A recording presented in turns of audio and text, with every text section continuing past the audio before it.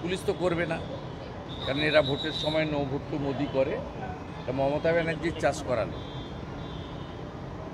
মমতা ব্যানার্জি পশ্চিমবঙ্গে দেশবিরোধী রাষ্ট্রদ্রোহী যারা, তাদেরকে তিনি এখানে লালিত পালিত করে রেখেছেন এবং এই কাজে তার দলেরও একটা অংশ যুক্ত রয়েছে।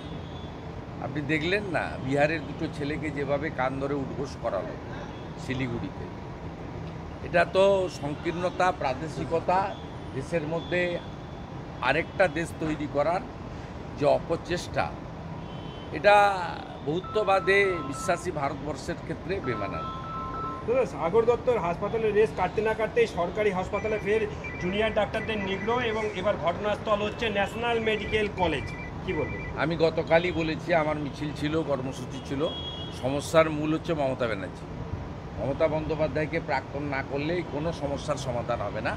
কারণ পুলিশের যে কাজটা করার কথা পুলিশ করে না, পুলিশ দলের কাজ করে, টাকা তোলে।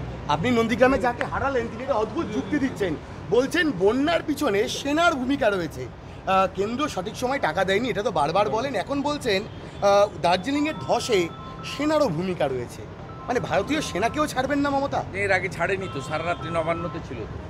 সেনা যখন এখানে একটা সমীক্ষার কাজ করছিল, কত গাড়ি এক্সিট এন্ট্রান্স নেয়, সেই সময় তিনি সারা রাত্রি ধরে নবান্নতে ধর্ণা দিয়েছিলেন যে সেনারা এসেছেন। শুধু তাই নয়, যখন ভারতবর্ষের এয়ারফোর্স স্ট্রাইক করেছিল পাকিস্তানের ভিতরে গিয়ে, তিনি তখন নবান্নর গেটে দাঁড়িয়ে বলেছিলেন মমতা ব্যানার্জি প্রমাণ কোথায়। অত এ কথা আজকের নতুন নয়।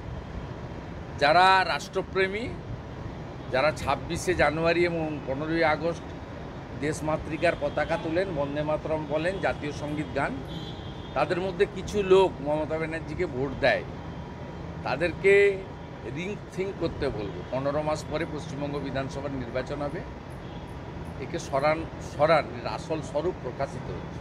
দাদা আর